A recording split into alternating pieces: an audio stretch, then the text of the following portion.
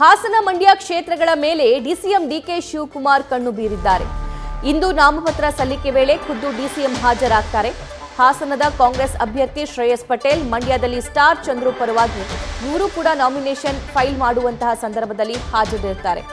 ಈ ನಾಮಿನೇಷನ್ ಪ್ರಕ್ರಿಯೆಯಲ್ಲಿ ಹಾಜರಿರೋ ಮೂಲಕ ದಳಪತಿಗಳಿಗೆ ಟಕ್ಕರ್ ಕೊಡುವಂತಹ ಪ್ಲಾನ್ ಇದಾಗಿದೆ.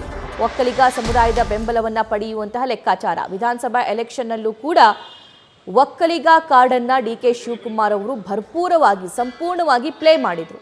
ನಾನು ಒಕ್ಕಲಿಗರು ಸಿಎಂ ಆಗಬಾರ್ದಾ?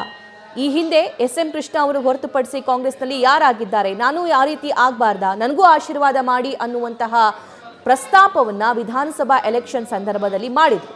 ಆದರೆ ಅದೇ ಒಕ್ಕಲಿಗ ಕಾರ್ಡನ್ನ ಈ ಸಂದರ್ಭದಲ್ಲೂ ಕೂಡ, ಲೋಕಸಭಾ ಎಲೆಕ್ಷನ್ ಸಂದರ್ಭದಲ್ಲೂ ಕೂಡ ಡಿಕೆ ಶಿವಕುಮಾರ್ ಅವರು ಪ್ಲೇ ಮಾಡಲಿದ್ದಾರೆ. ಮಂಡ್ಯ, ಹಾಸನ JDSನ ಭದ್ರಕೋಟೆ ಅದು. ಸೊ ಅಲ್ಲಿ ಆಲ್ರೆಡಿ ಸ್ಟ್ರಾಂಗ್ ಕಂಟೆಸ್ಟೆಂಟ್ ಇರೋದ್ರಿಂದ ಡಿಕೆ ಶಿವಕುಮಾರ್ ಅವರ ಈ ಒಂದು ಉಪಸ್ಥಿತಿ ಎಷ್ಟರ ಮಟ್ಟಿಗೆ ಬೆನಿಫಿಟ್ ಆಗುತ್ತೆ ಅಂತ ಈ ಬಗ್ಗೆ ಮತ್ತಷ್ಟು ಲೈವ್ ಡೀಟೇಲ್ಸ್ ನಮ್ಮ ಪೊಲಿಟಿಕಲ್ ಕರೆಸ್ಪಾಂಡೆಂಟ್ ಶಿವಪ್ರಸಾದ್ ನೀಡ್ತಾ ಹೋಗ್ತಾರೆ. ಶಿವಪ್ರಸಾದ್, ನಾಮಿನೇಷನ್ ಭರಾಟೆ ಕೂಡ ಜೋರಾಗಿದೆ. ಹಾಸನ ಮಂಡ್ಯಕ್ಕೆ ಇವತ್ತು ಡಿಸಿಎಂ ಹೋಗ್ತಿದ್ದಾರೆ. ಈ ಮೂಲಕ ಯಾವ ಸಂದೇಶ ರವಾನೆ ಆಗುತ್ತೆ?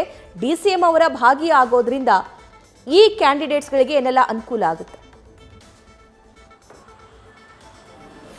ಖಂಡಿತವಾಗಿ ಸಭಾ ಈಗಾಗಲೇ ಲೋಕಸಭೆ ಚುನಾವಣೆಯ ನಾಮಪತ್ರ ಸಲ್ಲಿಕೆ ಪ್ರಕ್ರಿಯೆ ಶುರುವಾಗಿದ್ದು, ಇವತ್ತು ಖುದ್ದು ಹಳೆ ಮೈಸೂರು ಭಾಗ, ಅದರಲ್ಲೂ JDSನ ಭದ್ರಕೋಟೆಯ ಕ್ಷೇತ್ರಗಳಾಗಿರ್ತಕ್ಕಂಥ ಹಾಸನ ಮತ್ತು ಮಂಡ್ಯಕ್ಕೆ ಖುದ್ದು ಡಿಸಿಎಂ ಡಿಕೆ ಶಿವಕುಮಾರ್ ಅವರೇ ಭಾಗಿಯಾಗ್ತಾ ಇದ್ದಾರೆ.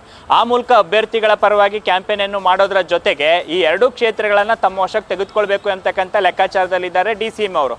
ಪ್ರಮುಖವಾಗಿ ಈಗ ಕಳೆದ ಸಾರ್ವತ್ರಿಕ ಚುನಾವಣೆ, ವಿಧಾನಸಭೆ ಚುನಾವಣೆಯಲ್ಲೂ ಕೂಡ ಒಕ್ಕಲಿಗ ಕಾರ್ಡನ್ನು ಪ್ಲೇ ಮಾಡಿದ್ರು.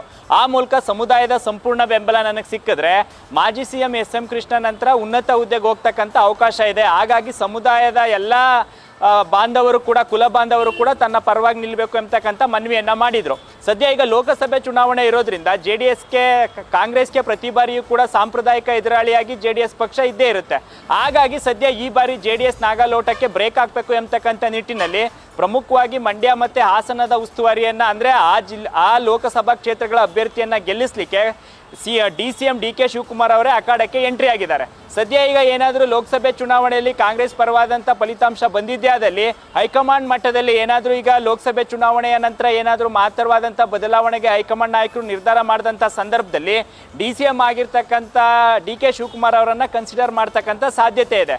ಏನಾದರೂ ಹೈಕಮಾಂಡ್ ಏನಾದರೂ ಕನ್ಸಿಡರ್ ಮಾಡದೇ ಇದ್ರೂ ಕೂಡ ಈ ಎಲ್ಲ ವಿಚಾರಗಳನ್ನು, ಅಂದರೆ JDS ಕೋಟೆಗೆ ಕಾಂಗ್ರೆಸ್ ಲಗ್ಗೆ ಇಟ್ಟಿದೆ. ಪ್ರಮುಖವಾಗಿ ನಾನೇ ಇಲ್ಲೆಲ್ಲ ಪ್ರಚಾರ ಮಾಡಿ ಅಭ್ಯರ್ಥಿಗಳನ್ನು ಗೆಲ್ಲಿಸ್ಕೊಂಡು ಬಂದಿದ್ದೀನಿ. ಹಾಗಾಗಿ ನನಗೂ ಕೂಡ ಅವಕಾಶವನ್ನು ಕೊಡಬೇಕು, ಅಂದರೆ ಈಗಾಗಲೇ KPCC ಅಧ್ಯಕ್ಷರಾಗಿಯೂ ಕೂಡ ಕೆಲಸ ನಿರ್ವಹಿಸ್ತಾ ಇದ್ದಾರೆ. ಹಾಗಾಗಿ ಸದ್ಯ ಈಗಾಗಲೇ ಅನೇಕರು ಕೂಡ ಲೋಕಸಭೆ ಚುನಾವಣೆ ನಂತರ ಮಹತ್ತರವಾದಂಥ ಬದಲಾವಣೆ ಆಗೋದ್ರ ಬಗ್ಗೆ ಖುದ್ದು ಕಾಂಗ್ರೆಸ್ ಪಕ್ಷದಲ್ಲೇ ಚರ್ಚೆ ನಡೀತಾ ಇದೆ. ಹಾಗಾಗಿ ಸದ್ಯ ಒಂದು ಕಡೆ ದೇವೇಗೌಡರು ಮತ್ತು ಕುಮಾರಸ್ವಾಮಿ ಅವರ ನಾಗಾಲೋಟಕ್ಕೆ ಬ್ರೇಕ್ ಹಾಕೋದು ಒಂದು ಕಡೆ ಆದರೆ, ಒಕ್ಕಲಿಗ ಸಮುದಾಯದ ಅಧಿಪತ್ಯಕ್ಕೆ, ಅಂದರೆ ದೇವೇಗೌಡರ ನಂತರ ಇವರೇ ನಾಯಕರು ಎಂಬತಕ್ಕಂಥದ್ದನ್ನು ಕೂಡ ಪ್ರೊಜೆಕ್ಟ್ ಮಾಡ್ಕೊಳ್ಳಿಕ್ಕೆ ಡಿಕೆ ಶಿವಕುಮಾರ್ ಪ್ರಯತ್ನ ಮಾಡ್ತಾ ಇದ್ದಾರೆ ಎಂಬತಕ್ಕಂಥ ಮಾಹಿತಿ ಲಭ್ಯವಾಗ್ತಾ ಇದೆ. ಹಾಗಾಗಿ ಖುದ್ದು ಹಾಸನ ಮತ್ತು ಮಂಡ್ಯ ಲೋಕಸಭಾ ಕ್ಷೇತ್ರಗಳ ಎರಡನ್ನೂ ಕೂಡ ಶತಾಯಗತ್ಯ ಗೆಲ್ಲಬೇಕು ಎಂಬತಕ್ಕಂಥ ನಿಟ್ಟಿನಲ್ಲಿ ಇವತ್ತು ನಾಮಪತ್ರ ಸಲ್ಲಿಕೆ ಸಂದರ್ಭದಲ್ಲೂ ಕೂಡ ಭಾಗಿಯಾಗ್ತಾರೆ.